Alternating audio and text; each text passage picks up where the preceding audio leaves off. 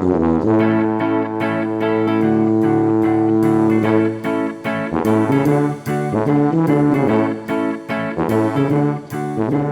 welcome to the Double Stuff Podcast, where we're not double the host, but we could still be double the topics and double the fun. And I'm Charity. And I'm Sara. As the two African Americans of the Double Stuff Podcast. What? Really? We couldn't really let February go by without talking about some of the people that influenced us in African American media. Yeah, for Black History, yeah. So the first question that I was going to kind of propose to, I was going to say the group, to us. Yeah, we're I guess we're technically a group. There's at least two of us. Our two-woman group.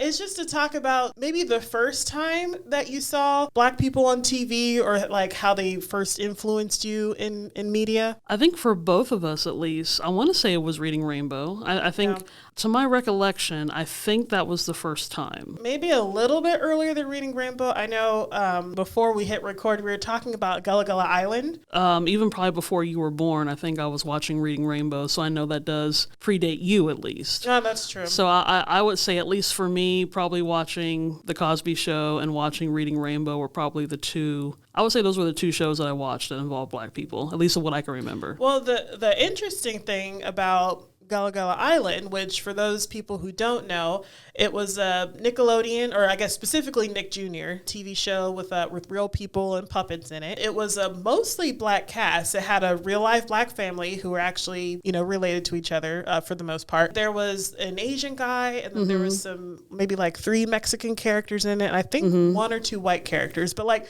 for the most part, it was an all Black family. It was very multicultural, which I didn't realize at the time, but it makes perfect sense. And maybe that's what made it enjoyable, too, because you kind of had a little bit of variety in there. Well, and I remember specifically an episode where Natalie, who was the mom, she was doing Shayna, her daughter's hair. There was a whole song about like putting oil in the hair and braiding it, which, and I guess, for certain white people that might be like, oh, why are you putting oil?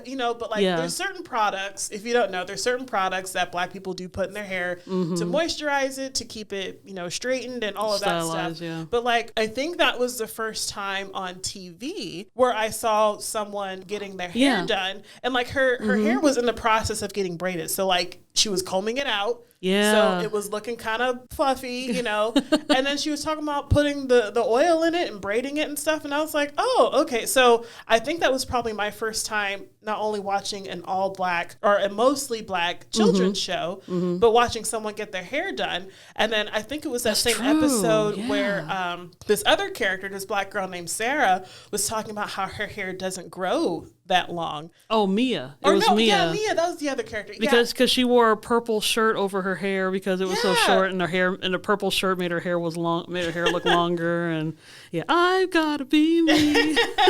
We're brushing back the cobwebs of our childhood. Oh gosh, yeah. But that's a big thing, for Black people too. Because Black people will, women especially, they'll have hair extensions and wigs and braids and stuff. And so for some people, like, I think our hair is fairly longish. It goes a little past the shoulders, but some people's hair is just very won't short. Grow. There's different textures and stuff. And so wanting to have long flowing hair is actually something that I think every little Black girl probably struggles with at some point. She got upset. I remember the character got upset. She ran into this shed where they had some baby rabbits or something. Kittens. Was it kittens? Okay, obviously I'm remembering the story completely different. Anyway, there was a baby animal of some sort. It had a cute, because that was around the time we wanted a cat, and had this cute, like, all gray kitten. I was like, what a beautiful color cat. I want a cat. Yeah. But that scene, what I do remember, because obviously I can't remember the animal, what I do remember, she was saying, there was a box of like 4 different kittens. Different colors. And different colors. And one of them had like really pretty spots and stripes and stuff. Natalie, the mom, was trying to make a point. She's like, well, this gray kitten is just, it's plain and it's gray and it's not as special as the others, trying to get a response from her. And she was like, oh no, this was just as special as the other one. She's just different. She's like, aha. So that whole episode was like, oh, So even if your hair is short, it's okay. And, so that specifically I remember about that episode. The parents, they brought out a lot of lessons from African culture specifically. Yeah. And so I remember there was one episode where they were talking about jewelry, and I think James. Well, they went to like a fair, like a world market fair or something like that. Yeah, and they went to like this bead store, and they made this necklace and stuff. Yes. So it was a lot of things that I don't think was very common, and I don't think it was seen on TV. And this was, early 90s. Because the show is called Gullah Gullah Island, I didn't realize there was like a tribe or a group of people called Gullah. Like, I didn't realize that. So, and even then, admittedly, I don't know too much about that now, but sometimes when I see that, I'm like, oh yeah, just like the show,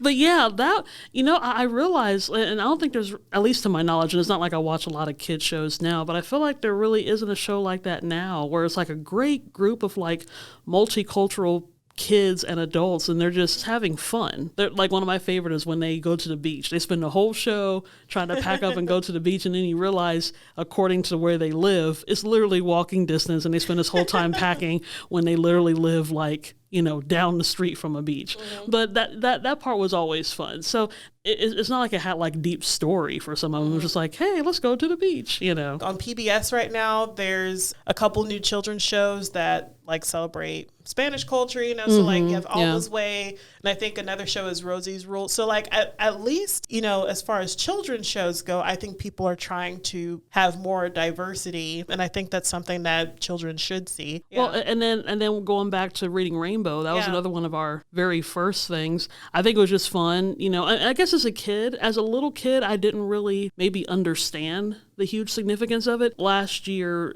me and Charity were actually judges for the Tallgrass Film Festival back in 2022, but we got to see a documentary. I think it was actually called Butterfly in the Sky, and it was a feature-length documentary, and it was talking about the birth of Reading Rainbow and how, which, we don't really think about it now, but that was just a big deal of having shows about books and going to a library.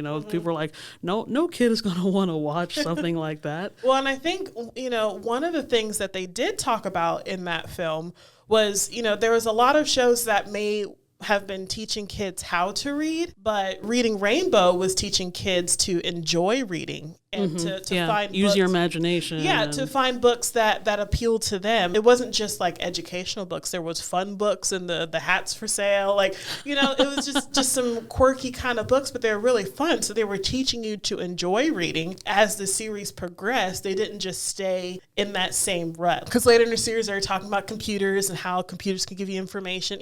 The series grew, the knowledge grew to stay up to date to what they were teaching kids. But that whole time, LeVar Burton was the spokesman for it. To take a small tangent, our parents had us watch Roots. The original Roots, at a fairly young age. So it was different. I think I was in third grade, which, to be honest, I think I was probably too young for that. You're going from seeing LeVar Burton, the guy that's teaching you how to read books, to Kunta Kinte, who's being beaten to a bloody pulp. So two completely different. But I mean, either way, whether I was too young for it or not, I saw it, and we were introduced to it. Yeah, we were introduced to it, and it was still like a fully black. Culture that we grew up learning about, with reading and everything. I guess in a way, like watching the original Roots actually introduced me to a lot of black people too. I didn't realize at the time, you had Cicely Tyson. Oh, full black cast of James Earl Jones, stars. John Amos. George Sanford Brown, Lawrence Hilton Jacobs. Like a lot of people that at the time I didn't know who they were, but once I saw them, I started recognizing them on like TV shows and something like, oh, it's him, Yeah. So that, in a way, that show introduced me to a lot of other black actors and actresses, which is pretty awesome. Moving away from childhood, let's go to maybe early teens. The funny thing... And I know where this is going because I grew up with you, so because you've got this cheesy grin on your face. It's a partly difficult question because there's some things that even as a teenager I still watch from stuff as a kid. So before we were recording, we were talking about the Three Stooges, right? And so Yeah. And so, I mean, okay, it was the 1930s, and sometimes the black people were almost kind of caricatures of themselves. But there was a character that we were excited to always see on Three Stooges, and that was Dudley Dickerson. You might not know his name. If any of you listeners are fans of the Three Stooges, you definitely know his character from one episode. It's called A Plumbing We Will Go. And it's when the Three Stooges are trying to, they're pretending that they're plumbers and they're trying to fix the plumbing in the house. Everything goes wrong.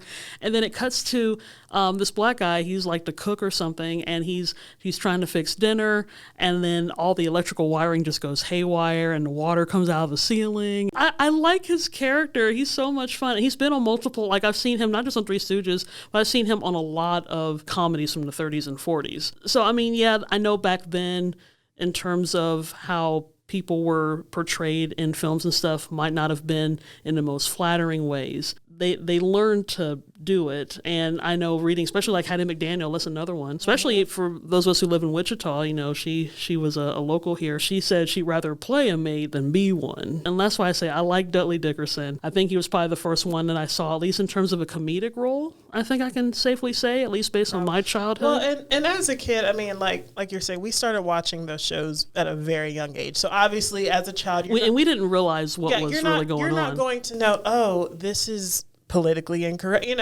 I at least will say, if it wasn't for people like that, although they did have to play some not so flattering characters, I guess. Yeah. But they paved the way for people nowadays. Yeah, like you wouldn't have such huge stars today like Denzel Washington. In order for people to, I guess, move their way up, somebody had to take that first step. And obviously those roles were not very flattering, and it was not right for them to be portrayed that way. They got the job done, I guess. And so thank you to them, because now we can be involved in the media field and work our way up. And then during them, because of that, you had movies that were really unusual for the time because they put black people in a good light. So, for example, another movie that we like, especially me and Charity, I think our mom kind of likes it too, but it's a movie called Cabin in the Sky, and it was an all black film that was directed by Vincent Minnelli. That was something he had wanted to do, and it was like one of the big breakout roles for Lena Horne.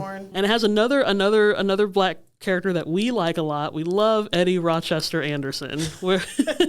We're big fans of the Jack Benny program, both the radio show and the TV show. And Rochester, I would say out of the whole cast, he's definitely like the funniest in my opinion. And in real life, he and Jack Benny were very close. Jack Benny definitely had vouched for him in a lot of ways, which makes me like Jack Benny even more. Go on YouTube. Yeah, you have to listen to him and watch. Look up Jack Benny and just listen to like the comedy timing and stuff, how he delivers his lines. Oh, I guess these were 80s shows. If you've seen Benson's character and the way that he delivers his lines is very similar to Rochester's character. That makes sense. Yeah, because he always comes in with that sarcastic line, and like he's always the one that has that funny quip on the end of it that kind of like not belittles in a way that like makes you feel horrible, but just that sarcastic banter that you have back and forth. I think it goes back to what we were saying. You have those characters that are the stepping stones for other characters. And so I haven't done any research on this, but I'm wondering if he grew up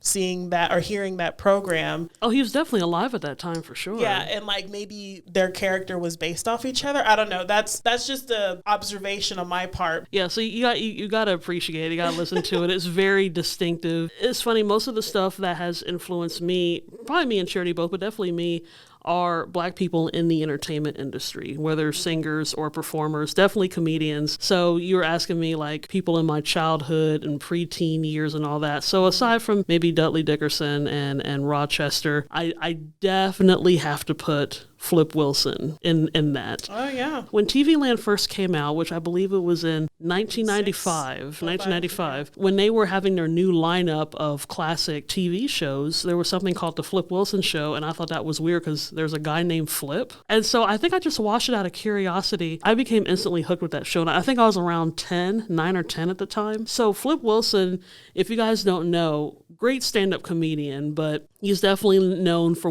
a couple of his counterparts Everyone knows him because he played a character named Geraldine. Yep. The devil made me do it. So you had him, you had Reverend Leroy from the Church of What's Happening Now. I love Geraldine when she is with Joe Namath. Joe Namath, oh my gosh. He laughs. Like, he does not try to hold it in. He'll just start cracking up laughing on stage. What's funny, and like I said, I think Flip Wilson actually introduced me to the variety show, like sketch comedy and stuff like that. He also introduced me to a lot of movie stars, performers, sports figures. So yeah, people like Joe Namath, Dean Martin introduced me to Sammy Davis Jr. I was going to say, for other black characters, yeah, Sammy Davis Jr. I think that may have been the first time I saw the Temptations. That sounds about right. The staple singers. Yeah, and Roscoe Lee Brown. Right. That was our introduction to him, and then later we heard his voice in Oliver and Company. Yeah, Pibbity's Coffee. Yeah. Oh, and then he was also in an episode of The Cosby Show. He was. He played like one of Cliff's like his old professors. Yeah, a theater English professor. Yeah, because you rubbed your ace in my face. Yeah. But Red Fox did a bit of stand-up. Sanford and Son, yeah. So because of that variety show, he had a lot of African American and other people on his show too that introduced us. Introduced me to Richard Pryor. He was also a writer for the show as well. Mm-hmm. A show like that, and honestly, it was one of those shows that Flip Wilson kind of ended kind of on his own terms. It could have kept going, but he just kind of wanted to do something different. I want to say he was one of the first black people that had his own comedy show, maybe his own TV show. I need to double check on that, but it was definitely a big deal for the early 1970s. And the show was hilarious. Oh my goodness. You had an interesting cross of characters. I know there was one episode of Flip Wilson's show where Art Carney was a guest star. Yes, and Barbara Feldon was a guest star. Mm-hmm. And so those are two drastically different people. Yeah, those are two very different characters, but like they wrote the sketches and they performed them very well. It was my introduction to Tim Conway. Way before Carol Burnett, I first saw him on Flip Wilson. George Carlin, Actually, on there. Bill Cosby was on a few of those. So many people, but just because of the one guy. We started watching Rona Martin's Laugh-In, which I think was one of the first appearances of Flip Wilson, and he was on the early Johnny Carson as well. He was already starting to make his way in there, and I think he also did some of the Geraldine stuff on Laugh-In as well. It's a great show. If you guys have never seen it, check it out on YouTube or some streaming service. Surely you got to be able to find something at a Flip Wilson show. It's very, very funny. A show that I probably got into, maybe because my parents were watching it, was Touched by an Angel. Oh, yes. So you had Della Reese. When you walk down the Della road. Reese played, I guess she was like the head angel as Tess. Yeah, I'm trying to remember. I forgot what their positions were. They were almost like social workers, almost, because they would be assigned a case or assigned a person that they would have to go and like help whatever problem they were with. Yeah, Monica was like an apprentice angel kind of thing. And then you had Valerie Bertinelli later, and John Dye was the angel of death. But anyway, but I remember watching that show because Touched by an Angel started in 1994, and then it ended in 2003. So I probably picked it up, midway, maybe 98, 99 or something like that. But I didn't realize until later that Della Reese had a very large career, I mean, even she obviously sang on Touched by an Angel multiple times, but she had a very big singing career, beforehand and, making albums and stuff. But she was also guest starring on other shows. We were talking before. She was on the A-Team. as a BA's mom? Yeah, playing his mother. She was in episodes of Sanford and Son. Mm-hmm. Chico and the Man. She took over that after Freddie Prinze. Yeah, she was in an episode of Night Court. So, I mean, and I didn't realize this until much later, but I'm like, wow, she made her rounds, and she was a very strong character. Like even the other characters that she played in other programs or whatever, she was always just this very strong black female role. No nonsense kind of. Yeah, didn't take no guff, kind of stuff. And what's funny is that when I first watched it, she reminded me so much of our grandmother. Just the way she was, because sometimes I look at her and I'm like, oh, she looks just like grandma. Well, I think she was probably the first older black woman that we saw. Yeah, maybe so. That at least you could relate to, I guess. So obviously there's that connection to her and grandma, I guess. Something like that. The reasoning is for that. Another way that we grew up, with Black history that maybe not a lot of people didn't, is that when we were living in Indiana, we were actually involved with a living Black History Museum kind of organization, which is called Freetown Village. I believe they're still going on too. We were looking up Freetown Village online and on Facebook, and it's still going strong, which is amazing. I mean, I think I was still in the single digits when we first Yeah, we were still pretty young, and even Christy, she was maybe 1, 2, 3 years old at the most. Our mom had worked there, and they would do it every summer, and it started out at the Indiana Fairgrounds, and so we'd be in this little house area, we'd be learning about Black history, and learning like songs and culture and stuff. We learned how to churn butter, which was kind of cool. Yeah. We learned how to make bread, so we could put the butter on the bread, butter, make bread, ice cream. Made candles. We learned like some African songs. I thought we made jewelry one time. I think we did, yeah. Yeah, and did like a lot of homemade crafts and stuff. And then it was just like a regular camp. So, recess and lunch and all that. The lady that started it was a lady that attended our church at the time. Ophelia Wellington. We went there quite a few summers before we finally moved to Kansas. Probably 4 or 5 years, I think, before moving. Maybe. I should know how long that was, but we did do it for a while. I think we've talked about this on the podcast before, but at least the school that we were attending, Black history was not part of the curriculum. Maybe it was a paragraph or a column in a chapter, but a lot of that stuff you kind of have to learn outside of the school, to be honest. Or like you obviously have to mention the Civil War just a little bit. And then if you do talk about Black history, like I think there was a small chapter on George Washington Carver in the back of the book. We never got that far because it was a big book in a small school year. So it's like between him and Martin Luther King, and that's really it. You really don't hear about a lot of the others. I don't remember hearing about that. Like it was more of like memorizing names and dates. So it's like Martin Luther King, here's when he was born, here's when he was assassinated.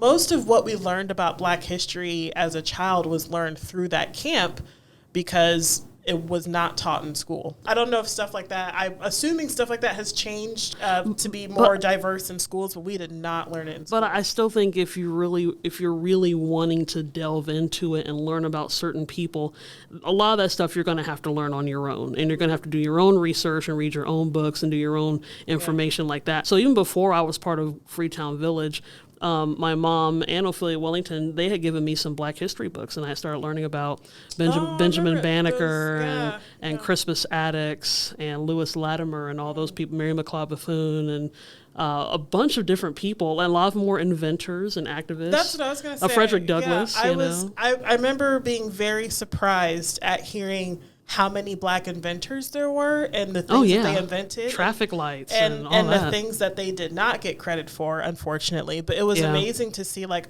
we were actually doing stuff back then.